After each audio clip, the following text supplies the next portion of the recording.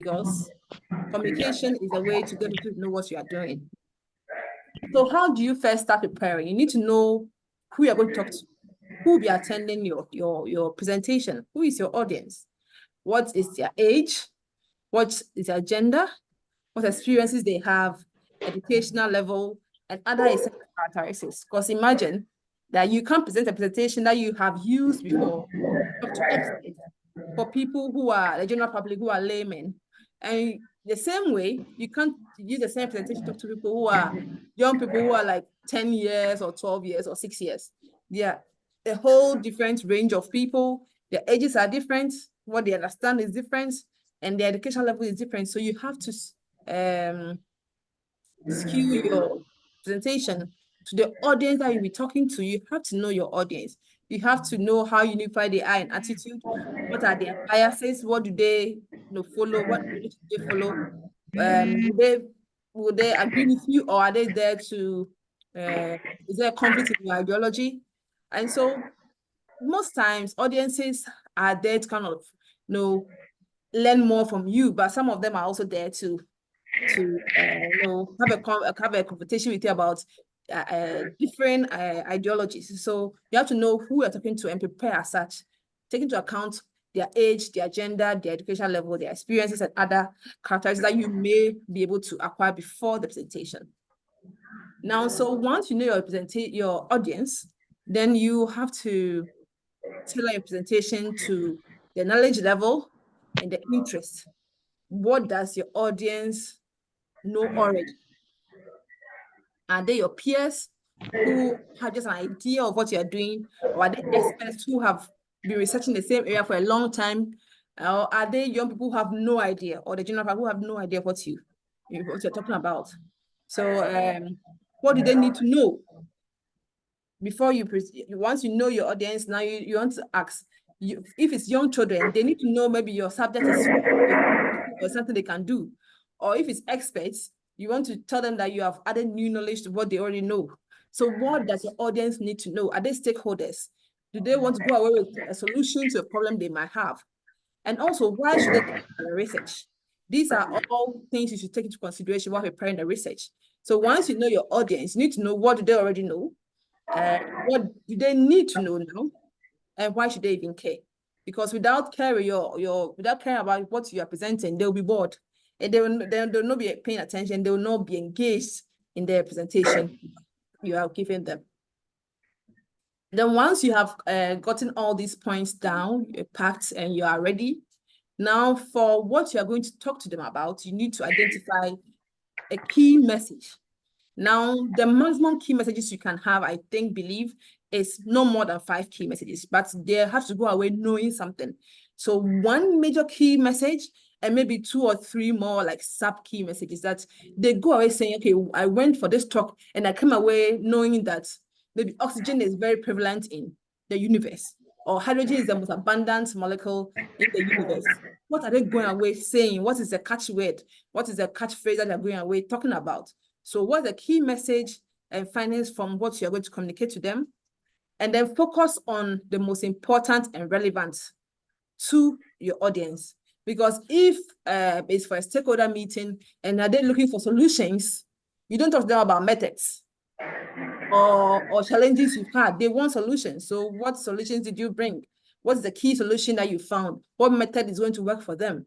That's what is important and relevant to them. If it's maybe young children, they want to know, oh, can I also do this? So don't talk to them about the whole history. They don't care about that. So knowing your audience helps you to focus on the most important and relevant parts of the research that is relevant to them.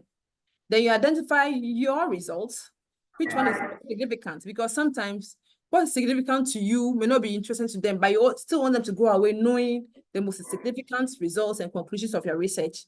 So you still give them what is important and relevant to them, but they still go away knowing what is most important and significant to you also. That's why I'm saying there's always 1 or 2 key messages that you wanted to go away with, and some few minor points they need to go away with after your presentation.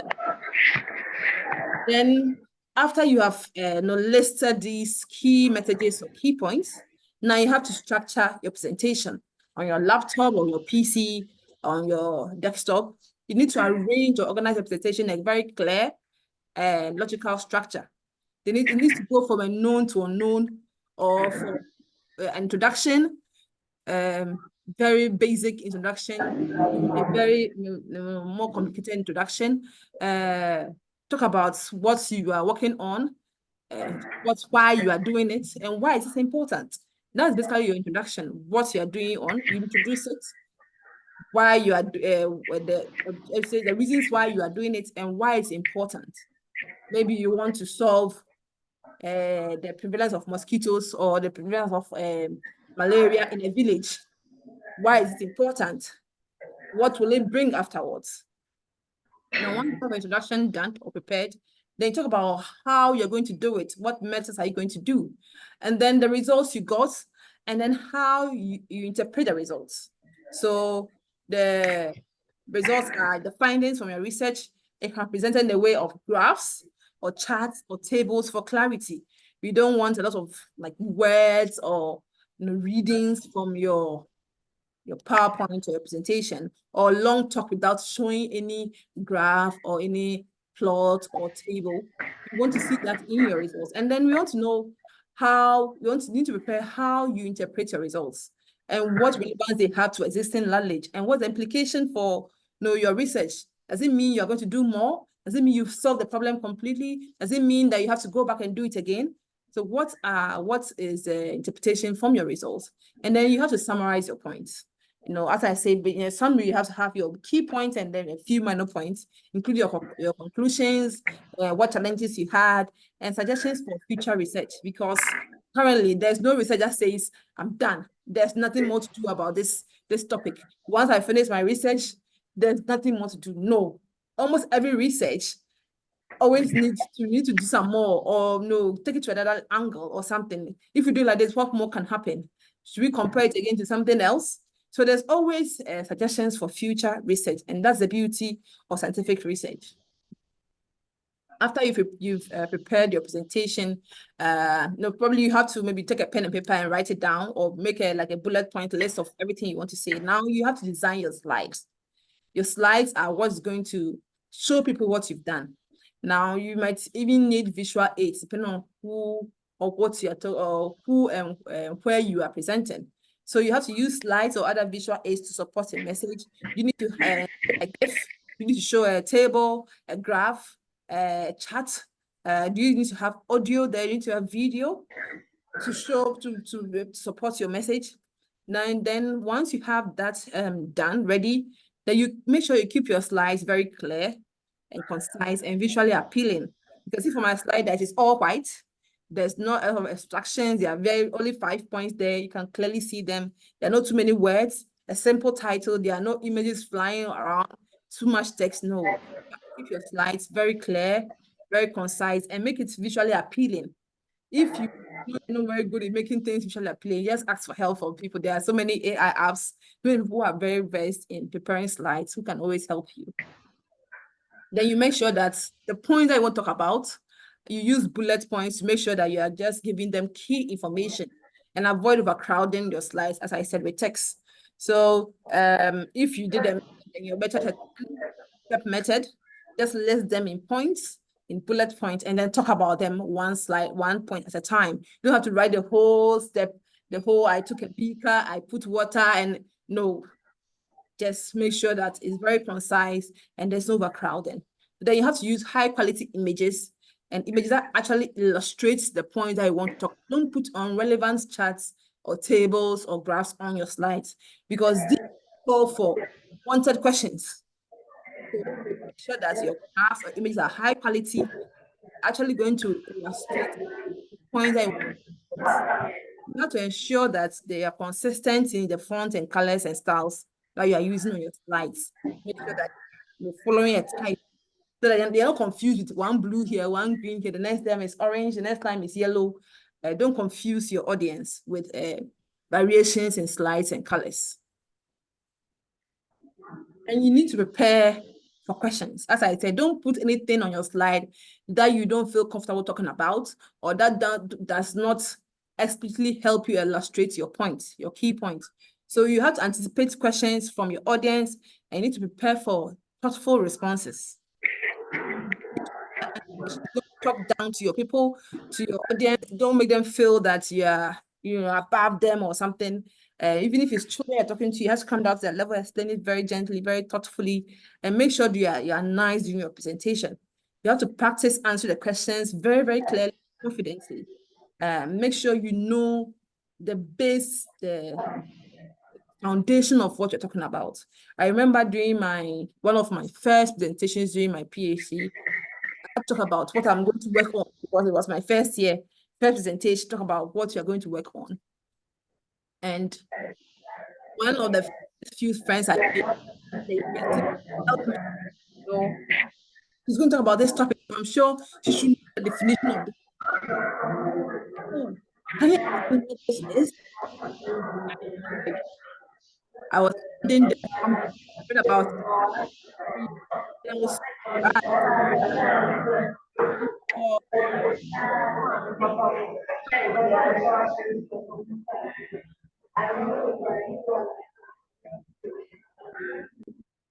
okay. So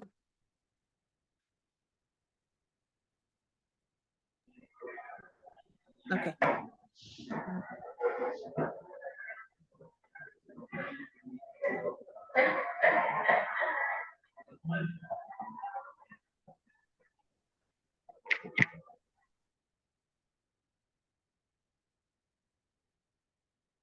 Can you see my slide?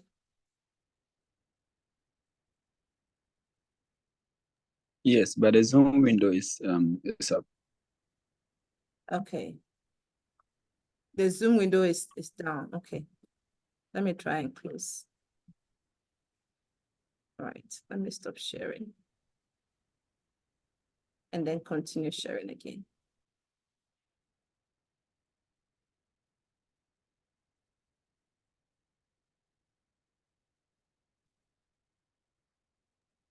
Okay, so you need to prepare for the type of questions that you anticipate.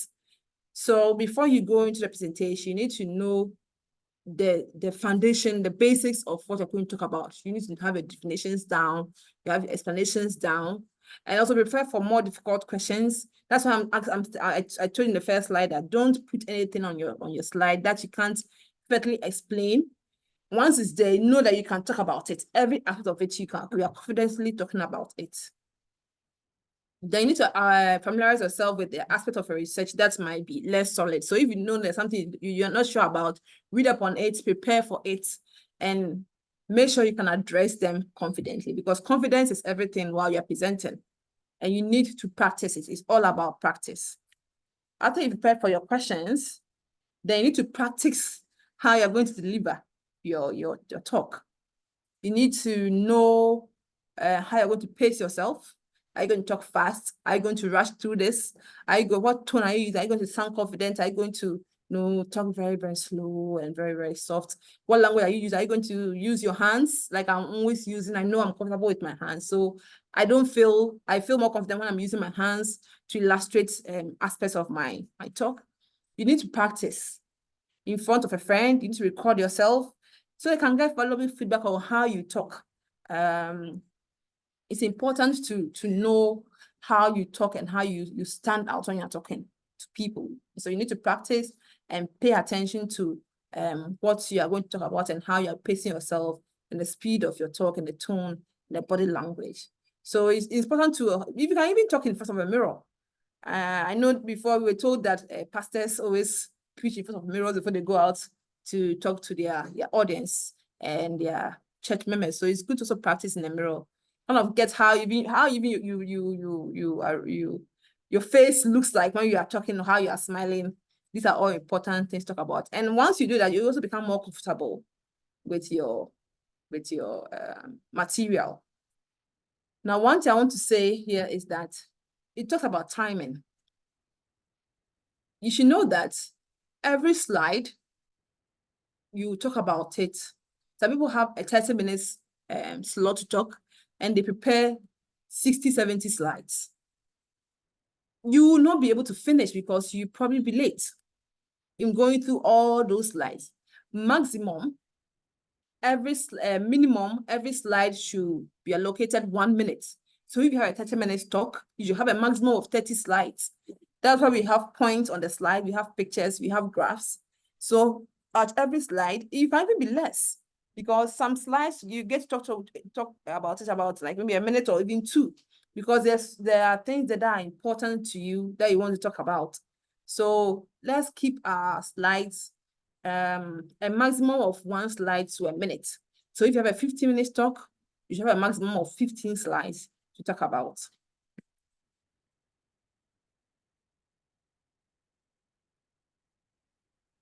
Now you have to prepare for your presentation. You have to go ahead of time and check that your laptop is working. Your slides are in both PDF and PowerPoint. The projector you're going to use is working. You have all the adapters, the VGA, the HDMI. You have your presentation also on a pen drive. And make sure you have any supplementary materials you may need to share among your audience. Make sure you arrive early and test out the equipment at the site. Like Albert called me about 15 minutes before the time, just so we can test, make sure our Zoom is working, everything is working. So make sure logistically and technically you are prepared for the presentation. Because sometimes you go to a presentation site and their laptop cannot read your PowerPoint. So that's why I'm saying your PowerPoint should also be both in PDF and in PowerPoint, because PDF also can show as slides for you to see. And it eliminates any technical difficulties that have to do with Microsoft or any other software. Now, you need to manage your time, as I talked to you before. Make sure that your presentation fits the time. You don't prepare 50 slides for a 15-minute presentation. How are you going to run through them? Make sure every slide has the information you need and there are no wastage in pictures that don't really need to be talked about.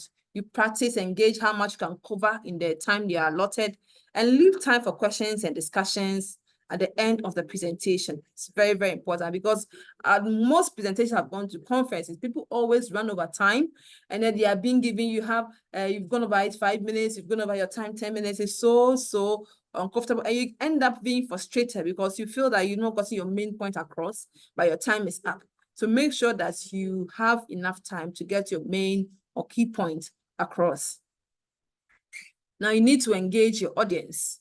You need to keep eye contact, start with a hook, make a joke, ask questions, encourage questions. These are always depending on the type of presentation you are doing. If it's a very formal presentation where you have to finish everything before questions are asked, then you can make sure you make eye contact, smile, tell a joke, and tell a story, or give an example with a story about your own life or something, and then it will keep people engaged in what you're talking about. Then after that, you can ask questions or be asked questions at the end. Try and engage your audience, because without the engagement and without the attention, what you're doing, you're not getting your message across. The message is what's important, to make sure the message is delivered in the right way. Now, the last point, I think, is you need to make sure that you manage your nerves. Everybody gets nervous. I get nervous when I'm presenting. So get a technique. I take deep breath, and then at the end, I yawn. It's a very funny habit of mine. I yawn because I feel that it makes me feel like I'm about to sleep, I'm relaxed. And so once I yawn, I feel more relaxed and more confident. What is your technique? Think about it, practice it. Do techniques that will help you calm your nerves. Remember that it's normal to be nervous. We all get nervous. Even pastors get nervous when they go on their pulpits.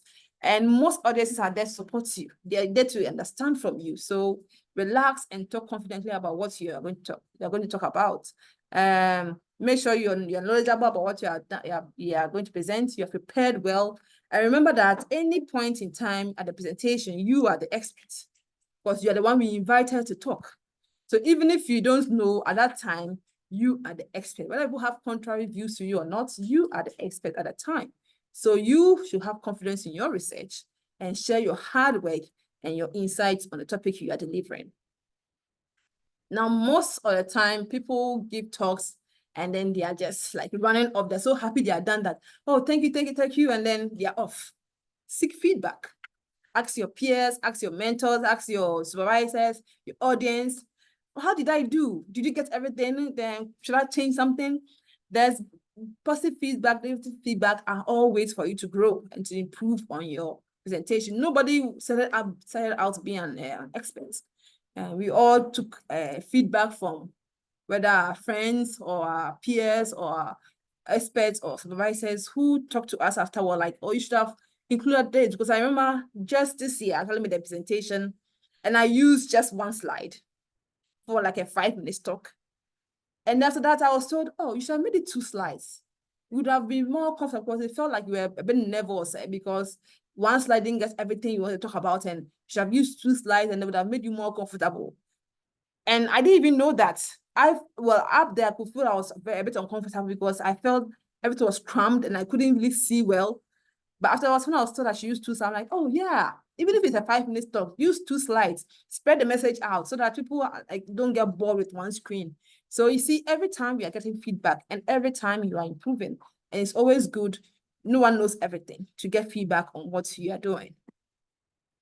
So I'll end with saying that following these steps, they are not absolute. I'm sure I've left some things out, but it will help you to prepare for your presentation. By the time you get on stage to talk, you'll be well prepared and you deliver a very effective and engaging research presentation, which I'm sure will make you come out feeling very confident and poised for the next step in your career or your research. Thank you very much for your attention, and I'll leave some time for any questions from the audience.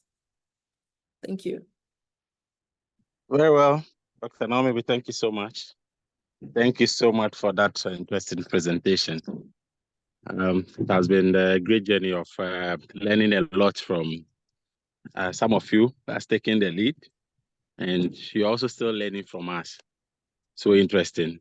And some of the things you feel you know, but until somebody talks about it, before you notice that, oh, then I should have done this in this way, or this thing should have been that way, and so and so. And that is one of the reasons why we brought this particular initiative, this monthly series of presentation. So we keep learning from the community of astronomers, both astronomers, amateur astronomers, students, and others as well.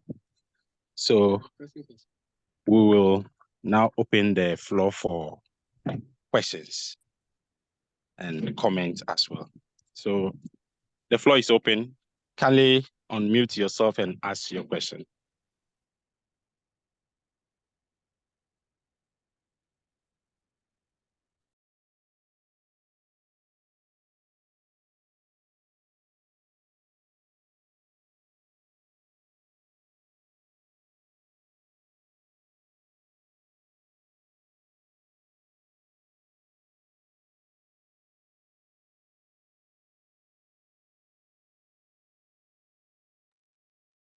Are there no questions? That means you understood everything I said. I'm happy. It is also a feedback, right? Well, that's a good feedback, that there are no questions. But I'm always available. I'm sure you are all on platforms, WhatsApp platforms. If you have any questions, you can always ask me and then ask me a question. I'll be happy to talk to you about whatever issue you want to talk about.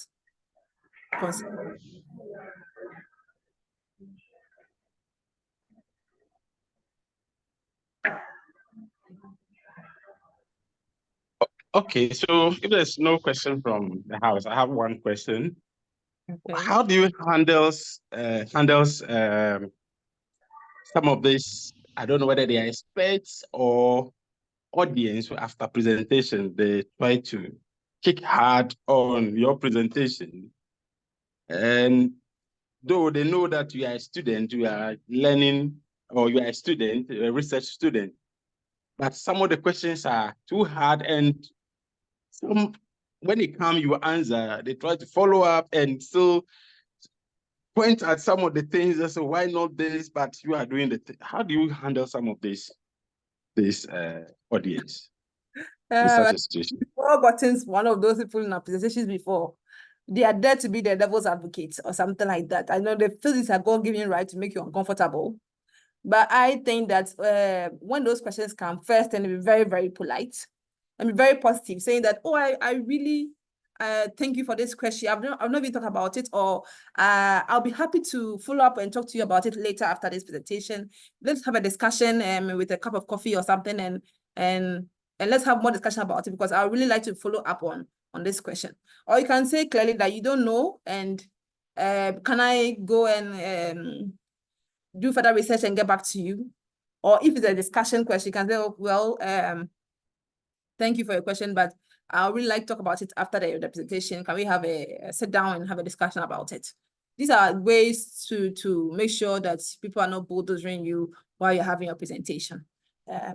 Keep a positive, be very, very polite, keep a positive outlook, and get them talk about it later or something, because after all, you are probably short on time at your presentation anyway. So let's give a chance for other people to ask other questions or something like that. I hope I answered your question.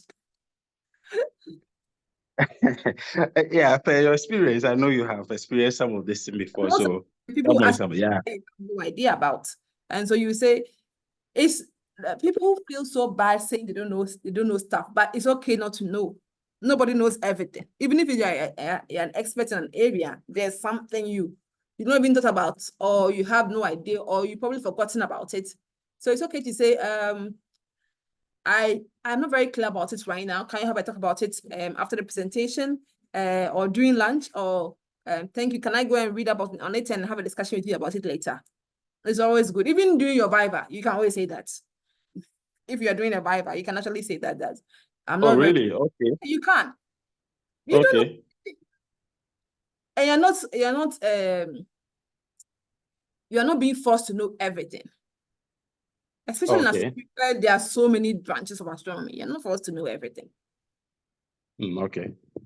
Yeah, because if you are studying stellar science, there's early stellar information, there is supernova, there's late life, there's full star. There are so many areas even in stellar research. So, there are even planetary stuff to learn about. So there's so many areas that you don't need to know everything. And if you don't know, it's okay to say you don't know. It doesn't take anything from you. As I said, you are the expert.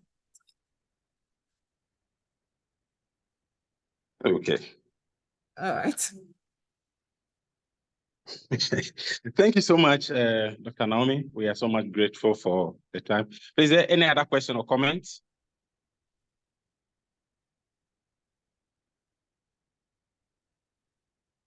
Then on that note, would like to thank you so much for making it to this presentation that has been postponed since last week due to our nationwide internet challenges. And we thank you so much that you made it this time around, and your eagerness and willingness to listen to this presentation. We thank you so much. We will communicate the next topic to you soon, and our next speaker. We hope you're going to enjoy that one as well. Let's keep in touch. Thank you so much. Enjoy your afternoon. Bye-bye. Bye-bye, everyone. Thank you very much. Bye-bye. Bye.